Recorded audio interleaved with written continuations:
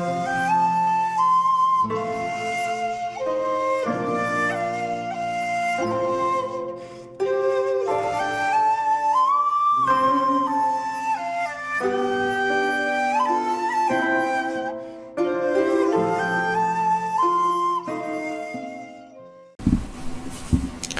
there, this is Solitary Ronin from Solitary Ronin Films, and welcome to our random review. Today's random review is from 1954, and it's Vera, Cruz, directed by Robert Aldrich, produced by Burt Lancaster's production company, starring Burt Lancaster and Gary Cooper. This film is kind of fascinating, not in itself, but also what it possibly inspired, because the story of Vera Cruz is very similar to the story of the Wild Bunch, and its kind of relationship between its two stars, or the two characters that the stars play, is very similar to that Sergio Leone relationship between Clint Eastwood and Lee Van Cleef in For a Few Dollars More, and even more so the Eli Wallach, Lee Van Cleef, Clint Eastwood relationship in The Good, the Bad and the Ugly, the James Coburn, Rod Steiger dynamic, perhaps less so the Charles Bronson, Henry Fonda dynamic in Once Upon a Time in the West. This is two characters that respect each other, like each other, but would quite happily shoot each other if it was to their advantage. I've often said the triumvirate of Lee Van Cleef, Eli Wallach and Clint Eastwood is the greatest depiction of that kind of relationship in cinema history, as far as guys that respect each other's game, but would quite happily kill each other without a second's notice if it was to their advantage. So what's the story of this wonderful Robert Aldrich film that is practically the Wild Bunch?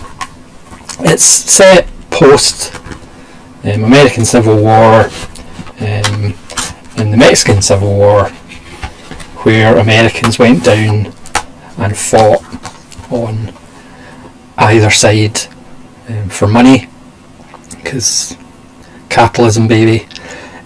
So we're introduced to Gary Cooper in a very standard Western way of the isolated figure on the skyline, and he comes to this little place where there's a couple of horses. His horse has broken its leg. There's a brown horse and a black horse, studded in black leather and silver. And as he's studying these two horses, Burt Lancaster comes out. But the slipcover is very accurate, because Burt Lancaster's teeth are almost a character in this film itself.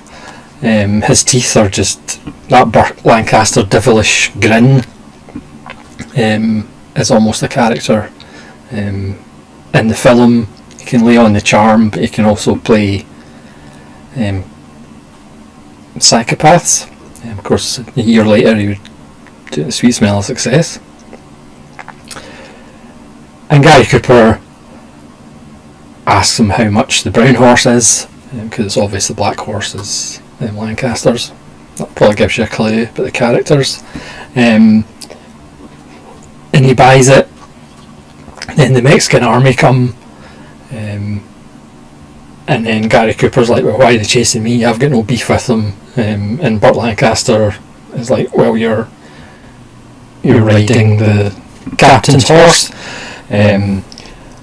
So already from the get-go, there's a slight kind of betrayal or a bending of the truth by Lancaster in regards to Cooper's character, and double crossing and triple crossing and stabbing each other in the back, whilst having that kind of respect for each other happens many times throughout the film. I mean, you could almost call the film Double Cross instead of Vera Cruz. But Vera Cruz is the place where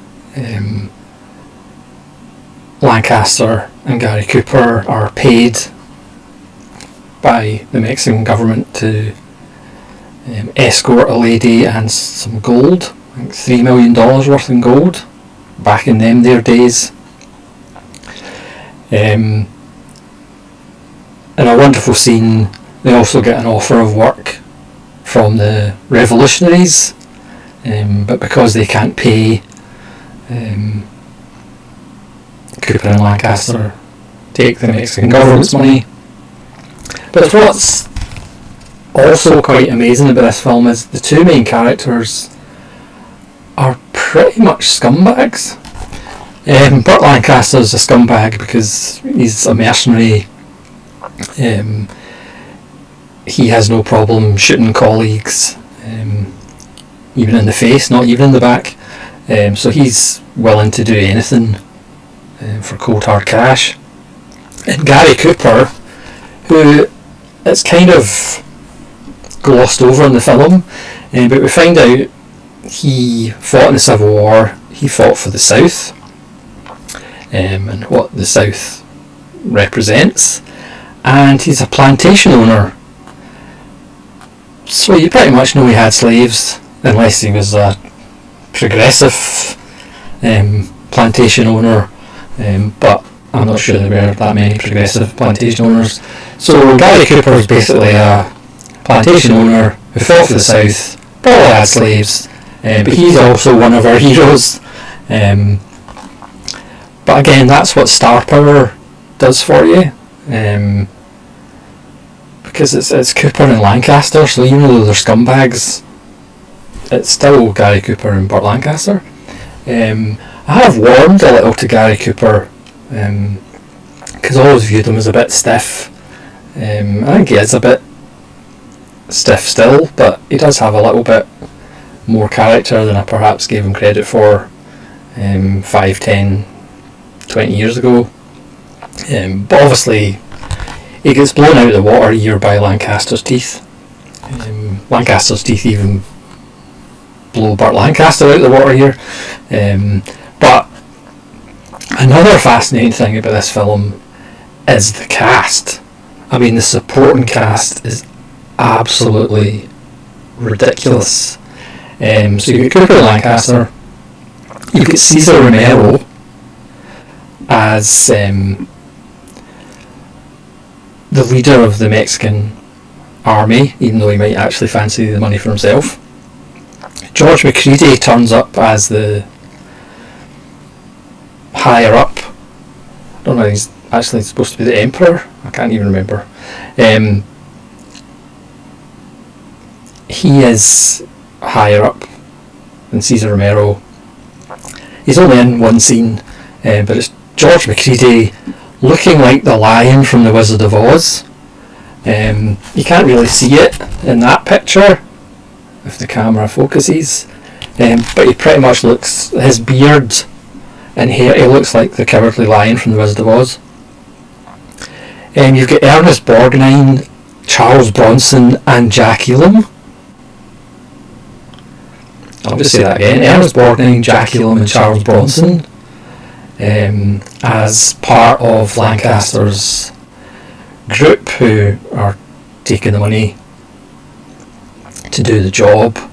Again, Charles Bronson at one point tries to rape somebody. Everybody seems to be perfectly alright with rape. You know, it was the olden days. But obviously Charles Bronson and Jack Elam would get together in Once Upon a Time in the West. And at one point Charles Bronson even plays a harmonica in the film. We'll see him playing a harmonica 14 years later. So it's just a ridiculous cast. It's one of those Richard Lester-esque casts. It's just a wonderful little film. But again, what makes this Kino Lorber Blu-ray I've got a feeling it might have had a recent 4K upgrade. I'm looking at Warburg kind of going through their entire Blu-ray catalogue and upgrading them all to 4Ks. Is the fact this has a commentary by Alex Cox, and Alex Cox commentaries are always wonderful, and it's got John Landis on a trailer from Hell.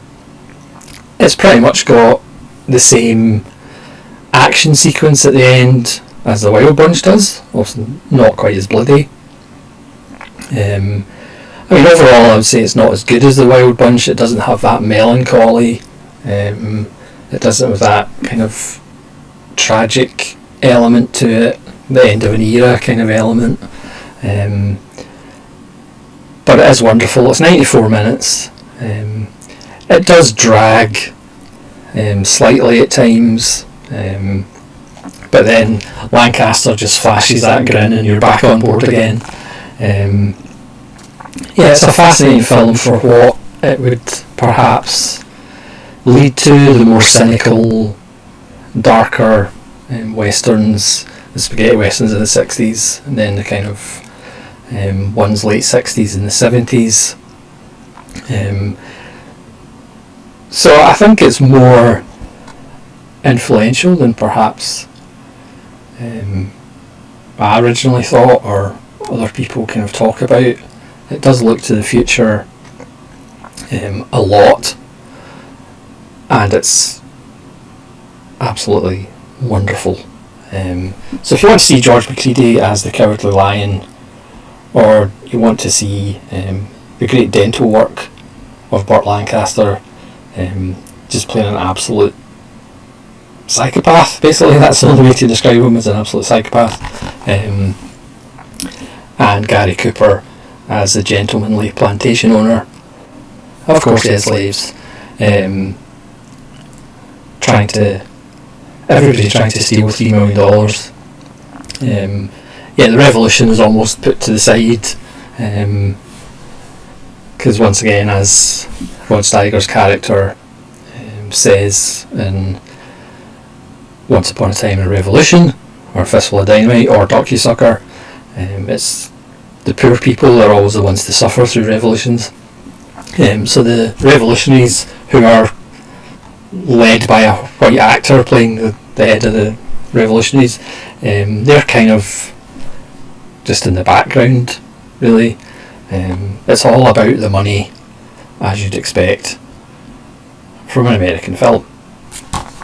So thanks so much for watching this random review of Vera Cruz. Please let me know if you've seen Vera Cruz, or if you know what dentist Burt Lancaster went to, and hopefully you'll join me again for more random reviews. This is Solitary Ronan from Solitary Ronan Films saying farewell.